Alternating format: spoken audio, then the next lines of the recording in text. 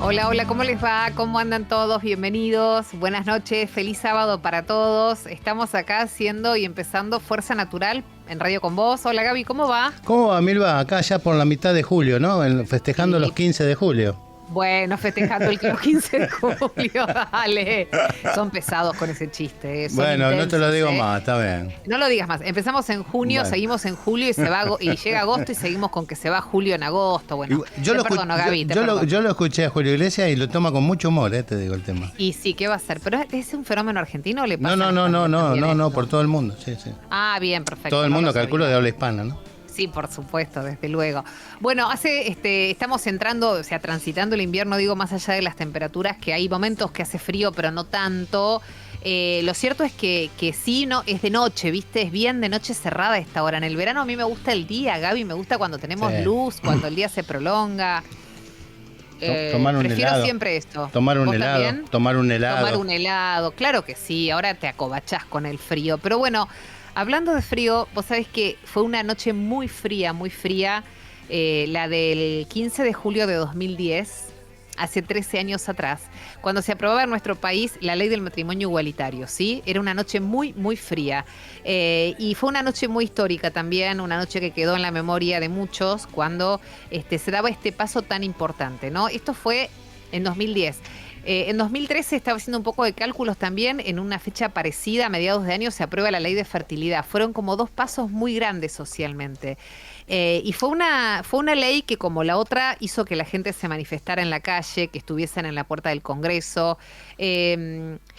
Y evidentemente fue como un quiebre, son esos quiebres sociales que hacen que las cosas sean más justas, esas leyes que son esperadas y son necesarias para acomodar injusticias, para reparar, para permitir, en este caso, que no sea nada clandestino, que sea legal casarse con un hombre, con una mujer, con otra mujer, con quien quieras, digamos, básicamente, y haya sin duda la posibilidad de la formación de nuevas parejas, pero también de nuevas familias, ¿no? Darle marco legal a esas familias y esas parejas que ya existían, de hecho, pero que quedaban excluidas y que eran de alguna forma discriminadas, con lo cual, como siempre decimos, desde la ley del divorcio para acá, la de fertilización, la de matrimonio igualitario, la de interrupción del embarazo, nadie te va a obligar a tener que estar dentro de esa ley. Si vos no querés hacer nada de todo eso, no lo vas a hacer.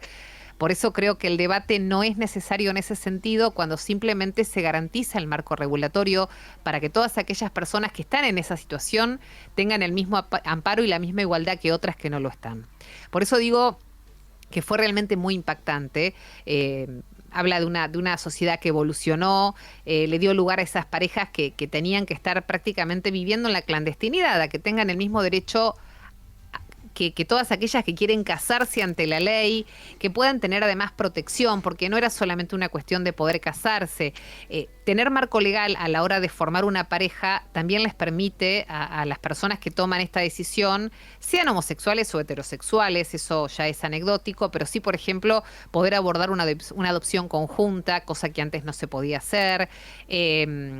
Poder armar una familia con los mismos derechos y que le corran las mismas condiciones de igualdad respecto del tema cobertura en salud, que es un recontratema, herencia, propiedad de los bienes compartidos, la pensión en caso de fallecimiento de uno de los integrantes. Era darle orden y era darle igualdad. Era justo, era justa esta ley, era necesaria, ¿no?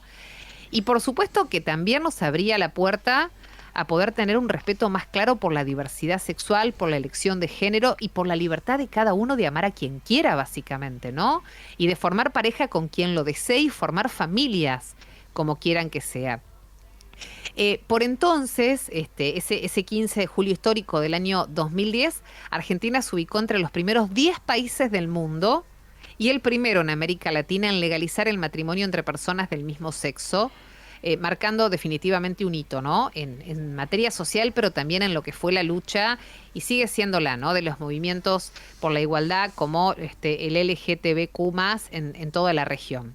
Desde aquel momento hasta el día de hoy, lo que es la ley de matrimonio igualitario ha recorrido mucho camino y también mucho camino en el mundo. Desde Cuba a Eslovenia, que aprobaron leyes el año pasado, 33 gobiernos han legalizado ya las uniones entre personas del mismo sexo. El triple, que una década antes, ¿no? Estos son datos a nivel mundial. Pero bueno, todavía hace falta seguir acercando y achicando las brechas de discriminación, de desigualdad, de prejuicios. La diversidad, la integración, el respeto por el otro son la base absolutamente de todo. Y todo esto empieza, como decimos siempre, en la educación, en el respeto, desde que somos chiquititos, ¿eh? Por eso tenemos oportunidad de reeducar a nuevas generaciones que también crecen con familias distintas, con familias ensambladas, con familias diversas. Entonces hoy más que nunca celebremos esa diversidad, sigamos trabajando por la inclusión, por la integración, por la convivencia sana, respetuosa, no invasiva, sino todo lo contrario, ¿no? Que nos haga mucho mejores. Cierro con una postal que te comparto, Gaby, que me encantó, que lo viví hace un tiempito y que me tomé el atrevimiento de subirlo a mis redes sociales. Dale. Yo caminaba, hacía una caminata por la zona de Barrancas, por las Barrancas de Belgrano, donde vivimos muy cerca ambos, ¿no? Y sabés que cuando paso por la Pérgola, que es un lugar muy conocido, claro. La Glorieta, que suelen bailar tango, suelen hacer un montón de actividades sociales, veo que se estaba armando un casamiento. Era un día de semana a la mañana, ¿no? Estaban poniendo los moños, las sillas, estaban decorando todo para un casamiento. Dije, ay, bueno, qué lindo, a lo mejor lo veo a la vuelta. Cuando vuelvo, efectivamente, se estaba casando una pareja. Y cuando me voy acercando, llego al momento exacto del casamiento y era una pareja del mismo sexo. Eran dos hombres que estaban recontra felices celebrando el amor en las Barrancas, rodeados de sus amigos, de su familia, de toda la gente querida. Era una fiesta tan linda que me tomé el atrevimiento, cuidando de que no se vean sus caras y la de sus invitados, de sacar unas fotos, ¿no? Con la gente de espalda.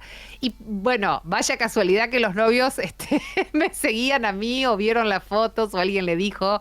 Y lo agradecieron mucho, porque yo en lo personal, la leyenda o el script que puse ese día o el comentario fue, quiero este país donde cada uno pueda celebrar el amor a cielo abierto y con quien quiera celebrarlo, ¿no? Me pareció un mensaje hermosísimo. Quiero que mi hijo crezca en ese país, donde no te dé vergüenza amar a un hombre, a una mujer, donde no tengas que dar explicaciones respecto de eso, donde los chicos que nazcan en familias con dos papás o dos mamás no tengan que explicar absolutamente nada, porque simplemente se trata de respetar al otro y de integrar y de no hacer ningún tipo de comentario al respecto. Mientras tanto, celebramos la diversidad, celebramos el amor en todas sus formas, celebramos la ley del matrimonio igualitario 13 años después. Bienvenidos. Esto es Fuerza Natural. Bueno, y de integración, de diversidad, de agentes de cambio, ¿cómo se lo digo? ¿Cuántas veces nos habremos hecho, no? O ¿cómo les digo, Gaby? ¿Cuántas veces nos habremos hecho esa pregunta? Sí. ¿Vos te lo preguntaste alguna vez? Obvio, con 4 hijos, obvio. Por supuesto, y dos y dos, de distintas épocas, porque la más grande mía tiene 36, el más chico 22. Por supuesto. Y adaptándote además a los tiempos. Y equivocándome, permitiéndonos equivocarnos a veces, ¿no? Porque eso es bueno reconocer que nos equivocamos, no que es bueno equivocarnos. Claro, porque es un ejemplo para nuestros hijos. Así si es. Descubren que nos equivocamos y que además reconocemos el error, pedimos disculpas o lo enmendamos. Sí, definitivamente es por ahí, claro, Gaby, absolutamente.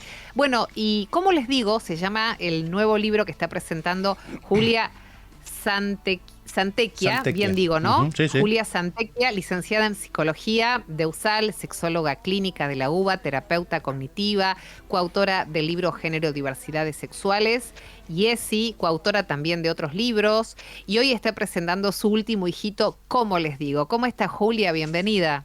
Hola, ¿cómo están? Gracias por la invitación. Gracias a vos por atendernos. Acá estamos con Gabriel, los dos muy entusiasmados con tu libro. Yo me atrevo a leer algunas de las preguntas que plantea Julia. ¿Cuáles son las partes íntimas? Sí, ¿cómo nacen los bebés? Recordemos, Milva, recordemos que son dos coautoras, ¿no? Son Julia Santecchia y Cecilia Borghetti.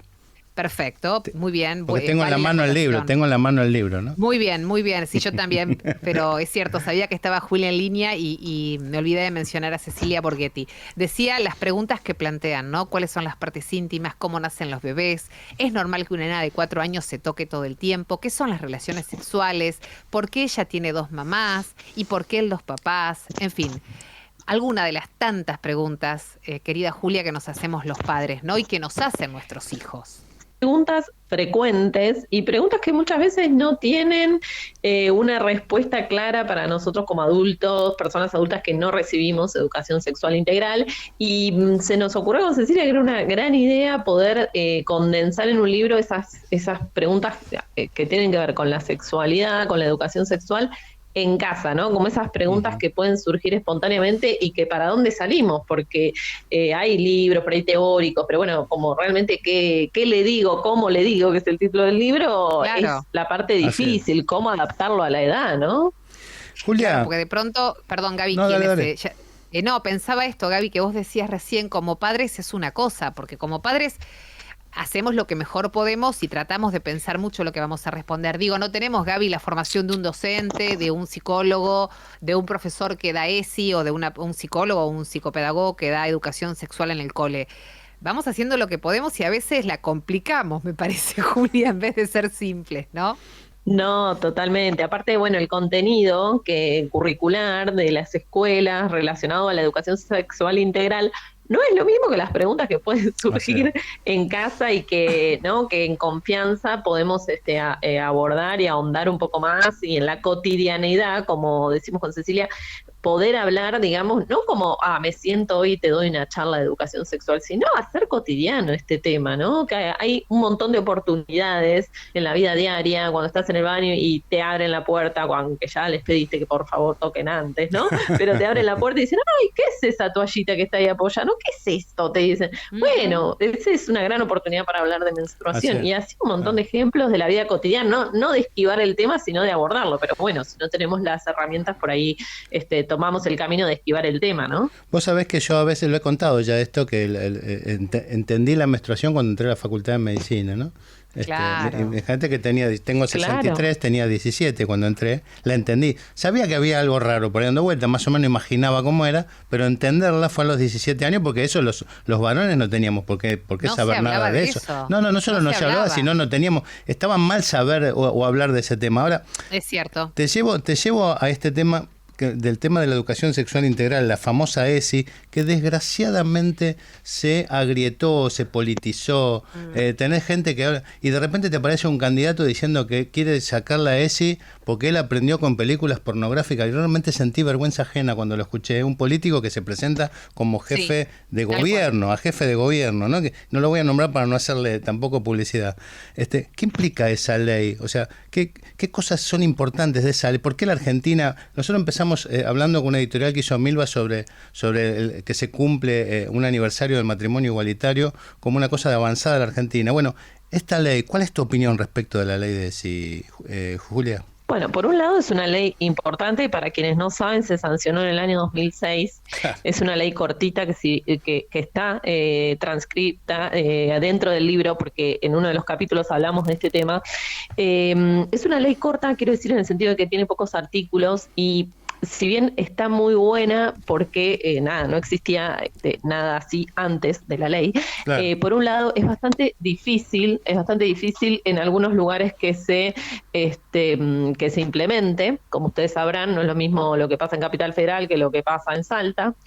Y eso por un lado, y por otro lado, esta dificultad o estas trabas que por ahí se presentan o cierta tergiversación que se da de la implementación de la ley, tiene que ver con alguna trampa que encierra la ley, que si bien la ley está buena y tiene un montón de cosas positivas, uno de los artículos de la ley dice, bueno, pero cada institución lo implementará de la manera que lo considere adecuado, no recuerdo las palabras exactas, ¿no?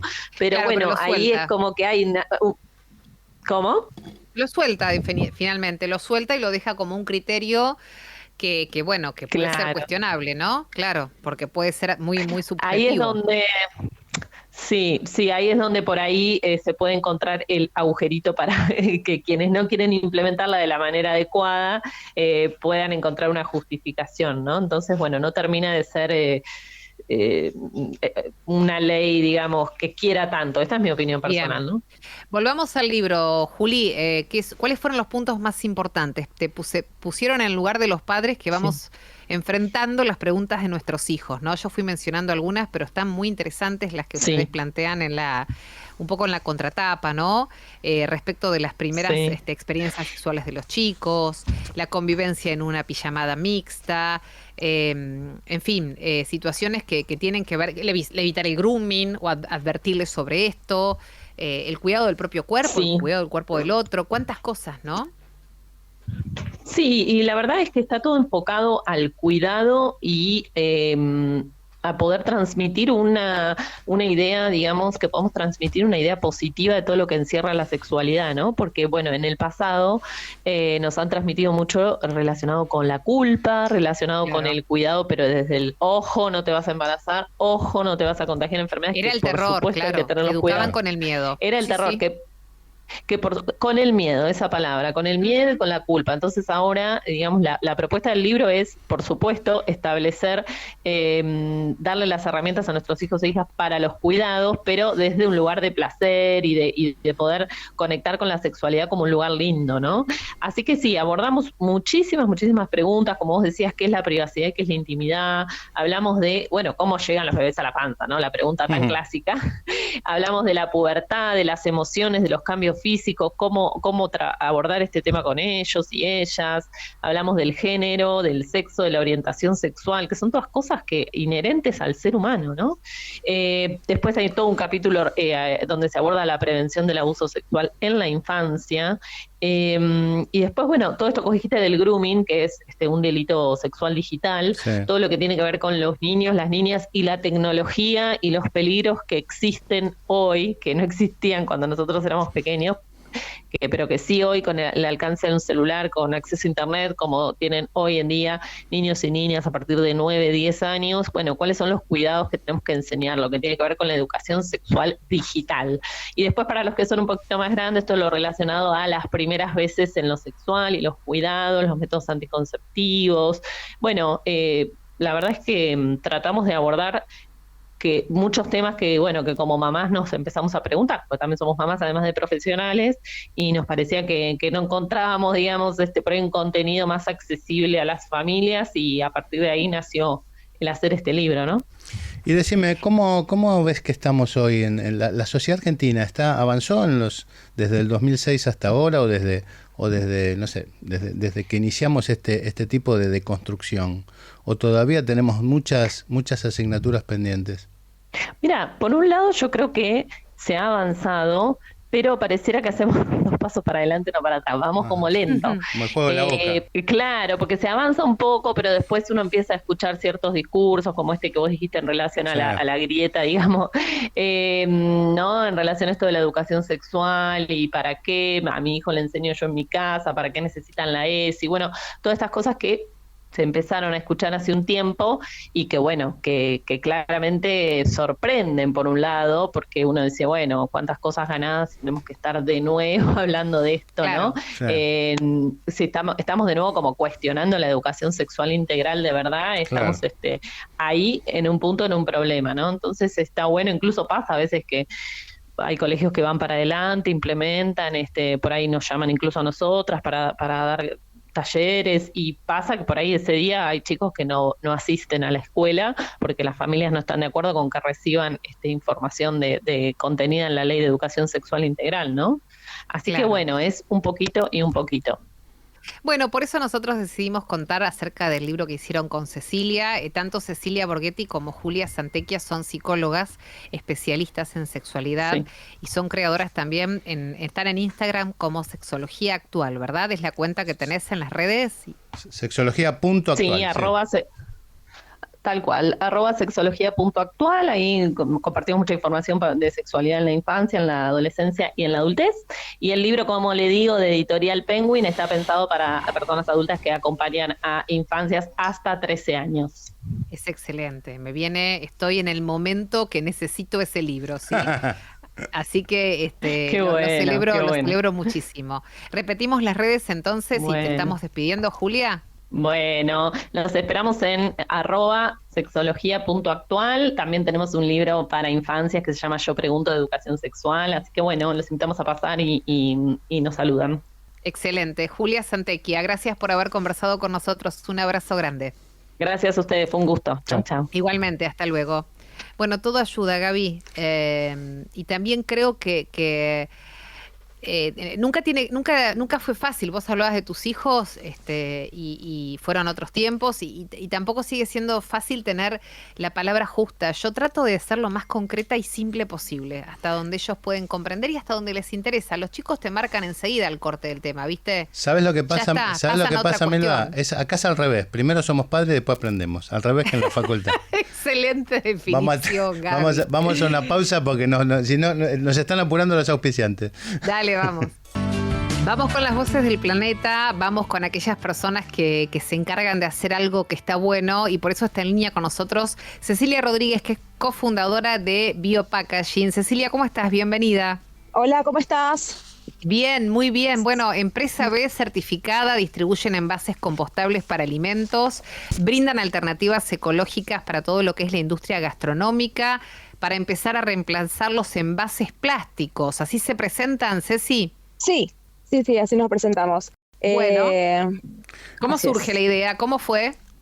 Bueno, nosotros estamos hace 4 años y medio y todo esto empezó varios años antes porque estábamos en la industria de los descartables. Ujú. Sí. Y bueno, quisimos traer una opción amigable para aportar nuestro granito de arena para la sustentabilidad. Y bueno, encontramos estos envases que se hacen a partir del bagazo de caña de azúcar. El bagazo de caña de azúcar es un desecho Ujú. que se hace, otros productos derivados de la caña de azúcar. Y bueno, tenemos nuestros envases. ¿Cómo son pueden, esos envases, Ceci? encontrarnos... Perdón, a ver si ¿Cómo? nos escuchamos bien ahí, porque se va cortando un poquito. No sé si estás en un celular, si te podés ubicar un toque mejor. Te preguntaba, ya hablaste del origen de los envases y cómo son. ¿Son distintos a los otros envases? ¿Tienen alguna particularidad en la forma o reemplazan lo que ya conocemos? Reemplaza lo que ya conocemos. Por ejemplo, las ensaladeras. Hay ensaladeras de caña de azúcar. Dejas que tengan tapa incorporada. También tenemos, se llaman estuches. Es como para reemplazar los envases plásticos. A veces cuando los ven los productos y los ven blancos, los por ahí comparan con el Tergopol, pero no son como el Tergopol, porque no mantienen el calor como el Tergopol. Es como cuando te entregan una comida en un envase plástico, pero en este caso te lo entregan en caña de azúcar, que es más amigable. ¿Cómo te va, Bien. Cecilia? Gabriel te habla. ¿Qué decís? Bien, ¿vos? Bien, muy bien. Decime una cosa, ¿los envases que ustedes producen se los venden a las personas que van a comprar comida suelta, digamos, o se lo venden a las empresas que venden comida para que ellos lo utilicen para la distribución de sus alimentos? A las empresas. Ajá. ¿Y cuánto A hace? las empresas, y a las empresas. O sea, ustedes se lo venden a supongamos una casa de comida, para que ellos casa de comida, cuando yo voy a o catering. exactamente, cuando yo voy a comprar una porción de ravioles, ponele, me lo sirvan en un envase como un biopackaging. Claro. Perfecto. Y contame, ¿cómo fue el proceso de certificación de Empresa B? ¿Cuánto hace que lo iniciaron y cómo fue todo ese proceso? Certificamos, no me Aproximadamente. acuerdo la fecha exacta, No importa. pero fueron casi un año, un poquito menos de un año, el trayecto para certificar B. Nos alegra y nos enseñó muchísimo. Si bien nosotros nacimos como una empresa de triple Claro. impacto, no tuvimos que modificar grandes cosas, aprendimos a mejorar ciertas cosas, pero en realidad nosotros nacimos ya como una empresa de Claro. triple impacto. Y- Lo que BLAB te da es un certificado, te certifica mundialmente que eso es una empresa de triple impacto. ¿Y ustedes desde dónde lo aconsejarían al resto de las empresas o startups como las de ustedes a certificar en el lado? Nosotros estuvimos con la gente de Sistema B, pero es bueno escuchar a las empresas que han certificado. ¿Desde dónde lo recomiendan? ¿O por qué recomendarían a otras empresas como las de ustedes, otros emprendimientos a certificar? Porque mejoras procesos, porque aprendes mucho de sustentabilidad, porque posiciona tu marca, porque está bueno que sepas cuál es tu impacto y que puedas hacer algo para minimizarlo o para compensarlo, y puedas disminuir el impacto que generas. Así que yo recontra recomiendo, ojalá el día de mañana haya más empresas B. Por suerte veo que cada vez hay más, porque estamos en un grupo donde estamos todas las empresas B y bueno, cada re poco tiempo hay como un agregado, obviamente que a comparación de todas las empresas que hay sin certificado, Sí, sí. Son un montón. Sí, sí. Creo que estamos llegando a las 200. Tal cual. 200 Bien. empresas B. En Argentina. Bien, Ceci. Nos alegramos mucho. Lo último que te pregunto cortito antes de despedirte es la aceptación que tienen ustedes en el mercado, ¿no? Con esta opción de los envases hechos en base a caña de azúcar, que son mucho más amigables con el ambiente. La aceptación es positiva, es siempre. Es un producto nuevo que en el primer momento empezamos a salir, a mostrarlo y hoy por hoy ya lo vienen a buscar o lo piden, porque Bien. nos pasa que si un catering es internacional o más moderno, pide a quien les da de comer, al catering, Sí, que sí. cambie por envases compostables. Así que la aceptación cada vez es mejor. ¿Y a dónde se te pide? ¿Tienen alguna red, algún lugar donde si alguien quiere Tenemos pedir? red. A ver, decinos qué redes tienen. Biopackaging, que es bio-packaging. Tenemos página web que te va a direccionar el Instagram. Bien. Y no pueden venir a conocernos nuestro local que está en Palermo, en El Salvador 5102. Es El Salvador y Uriarte, de lunes a viernes de 9 a 18. Acá cerquita de la radio, así que podemos ir un día tranquilo. Muy bien. Gracias, los Ceci. esperamos. Abrazo grande. Gracias a ustedes. Chau, Un beso. chau. Chau, Chao, chau. hasta luego. Bien, agentes que cuidan, agentes de cambio, voces del planeta, es de todo un poco, ¿no? Está buenísimo. ¿Cuántas hay, ¿Viste? ¿Cuántas ¿Viste? hay? Cada vez más. Cada vez más. Uno pensaba que tenía solamente lo que conoce. ¿Cuánta gente No. anda por el lado B, no? Y hoy en el lado B vamos a tocar el tema de los invisibles, de la vida de los invisibles que viven a la intemperie. Hoy vamos a abordar un problema mundial que viene creciendo desde hace ya muchos años y que se agravó en la pospandemia. No lo pudo resolver, Milva, ni la mano invisible del liberalismo, ni el bienestar colectivo de la izquierda. Tampoco fue mitigado por las reglas del mercado capitalista, ni por la omnipresencia de un Estado socialista. Me refiero a las personas en situación de calle, los invisibles que viven a la intemperie. Intemperie definida como a cielo descubierto, sin techo ni otro reparo alguno. Un problema mundial que alcanza a hombres y mujeres, adultos y niños, y que salta a la vista fácilmente en las grandes ciudades, generando vergüenza, impotencia y dolor. Vivir a la intemperie y sufrir hambre representan el nivel máximo de exclusión social y son verdaderas afrentas a la dignidad humana. Homeless, sin techos, atorrantes, crotos, bichicomes, sensateto, son algunos de los nombres con que identifican este bochorno social y político. Algunas estadísticas indican que en España viven en situación de calle entre 20 y 30.000 personas. En el Reino Unido cerca de 5.000. Pero el número de la vergüenza es la del Alto Comisionado de Naciones Unidas para Refugiados, que indica que en el mundo viven en la intemperie 100 millones de personas. Son personas realmente invisibles, incluso para los demógrafos, ya que viven por debajo del radar de los estados y de muchas campañas comunitarias. La mayoría de los países ofrecen a los homeless soluciones temporales. Solo Finlandia otorga apartamentos estables con acompañamiento de trabajadores sociales para ayudarles a encauzar su vida. Están convencidos que la intervención para ayudarlos tiene que ocurrir temprano. Es cierto que si permaneces en esa condición por mucho tiempo, es muy posible que aparezcan problemas nuevos. Por eso es importante atacar el problema lo más pronto posible, aseguran desde Finlandia. En Moscú, tal vez la ciudad donde vive el mayor número de homeless, existen ómnibus con duchas para dar un poco de higiene a estas personas caídas del sistema. Tokio, en cambio, es la ciudad con menor cantidad de personas en situación de calle. Las estadísticas son controvertidas y poco confiables, en parte por la invisibilidad que tienen estas personas para los sistemas estadísticos. Según el INDEC, en la Argentina existen, lo voy a leer despacio, 2.962 personas que viven en la calle. Repito, 2.962. Parece un chiste.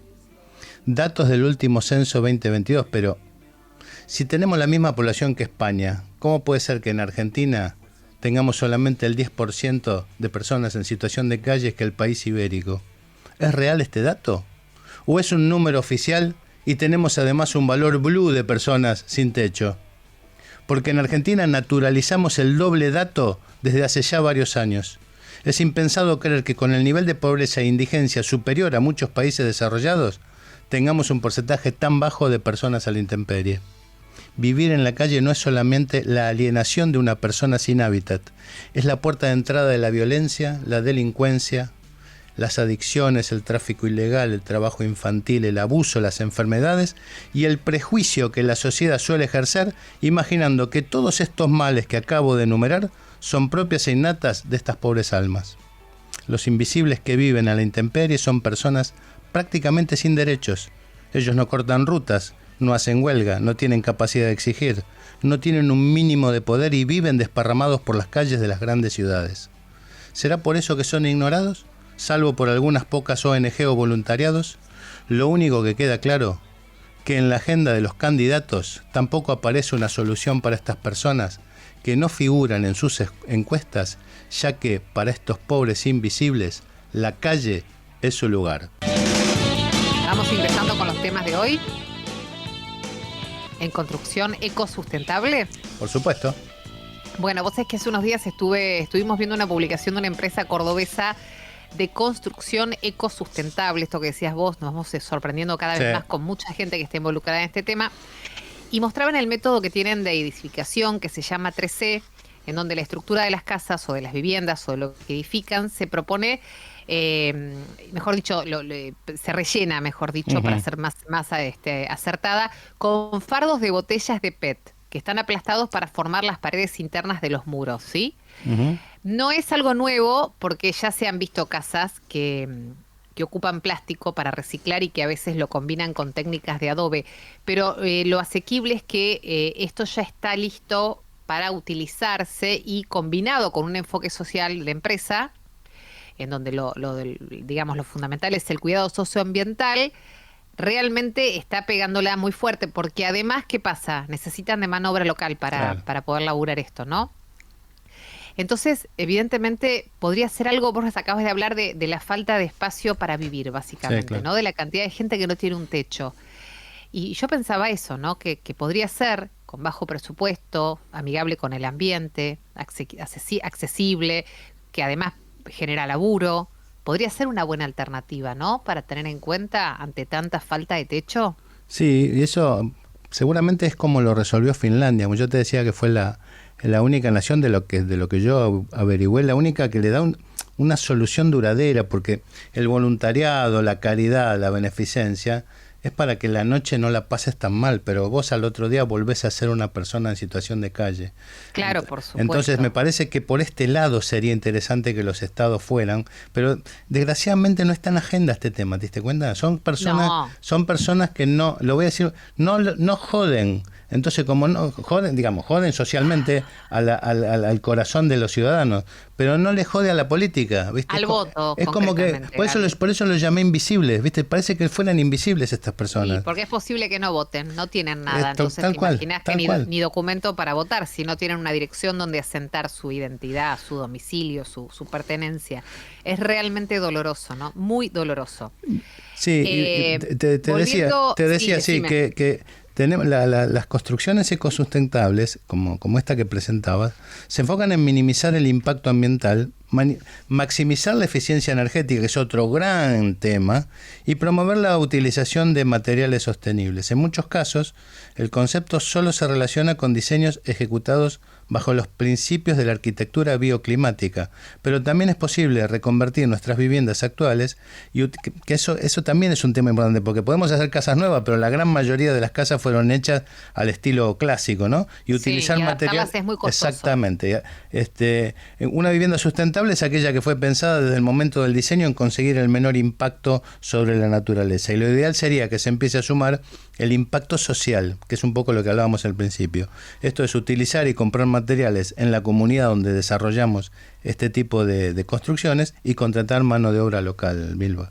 Sí, bueno, volviendo a lo que sucede en gran parte del mundo, vos sabés que los edificios, la construcción de los edificios convencionales, representan casi el 50% del total de las emisiones de gases. Esto lo informa Naciones Unidas. Sí.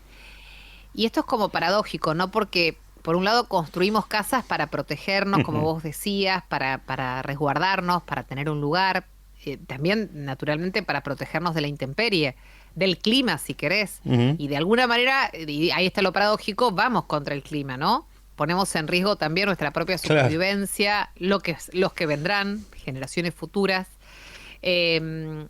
Con lo cual, digo, hay que parar la pelota y empezar a pensar en definitivamente otro tipo de construcciones. Lo que pasa, como vos decís, se pueden hacer de aquí en adelante. ¿Qué pasa con lo que ya se hizo? La adaptación realmente es costosa todavía, no es tan fácil de acceder. Pero bueno, será parte del compromiso a futuro, ¿no? Claro, y cuando vos cambias, por eso no tiene que ser un tema de un gobierno, tiene que ser un tema de Estado para que trascienda a los distintos gobiernos. Lamentablemente, cada 4 años en Argentina y en Latinoamérica, cada 4 años empezamos de cero. Entonces, los países que trascendieron en el tiempo es cuando este tipo de políticas, si nosotros ponemos una política urbanística con este tipo de construcciones, seguramente nuestros nietos, nuestros bisnietos, van a vivir en una Argentina distinta. Ahora, si cada 4 años empezamos de nuevo, lo más probable es que no. Sí. Que no hagamos, digamos, que sigamos, volvamos al punto de partida, como decía una de nuestras invitadas hoy, ¿no?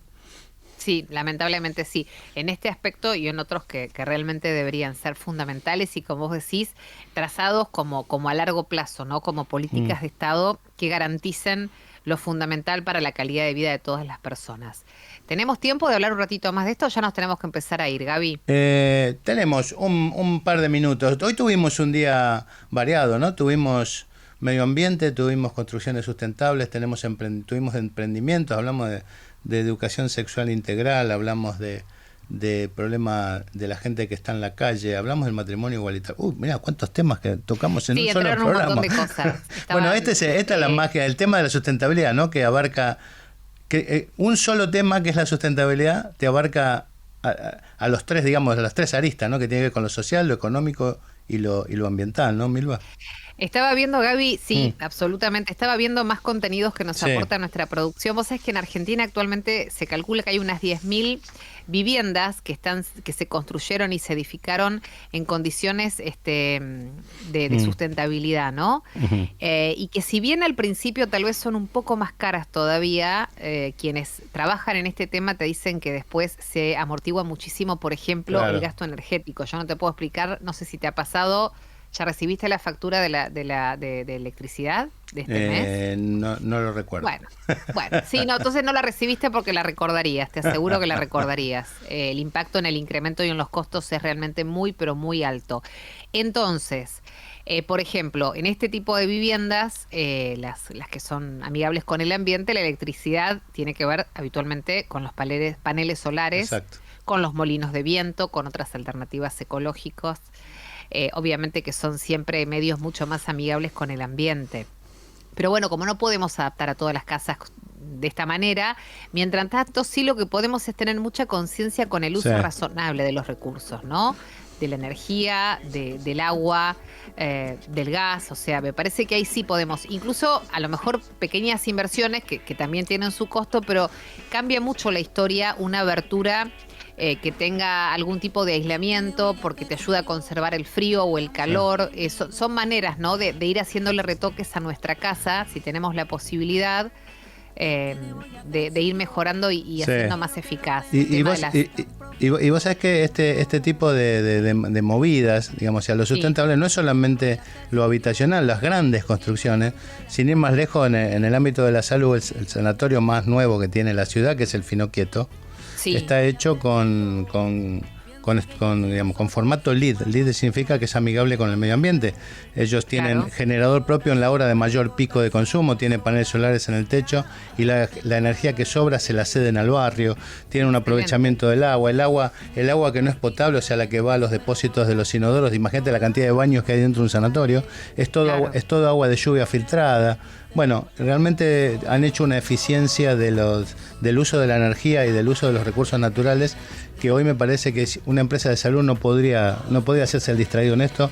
Y bueno, nuestros amigos del Sanatorio Finoquieto lo hicieron desde un inicio, ¿no? Bien, lo celebramos y los aplaudimos por esta decisión. Ahora sí nos vamos hasta la semana que viene. ¿Te parece, amiga? Por supuesto, gracias por acompañarnos. Placer enorme, que tengas una linda noche de sábado. Esto fue Fuerza Natural. Chao. ¿Qué le voy a hacer si yo vi las gotas de tu llanto?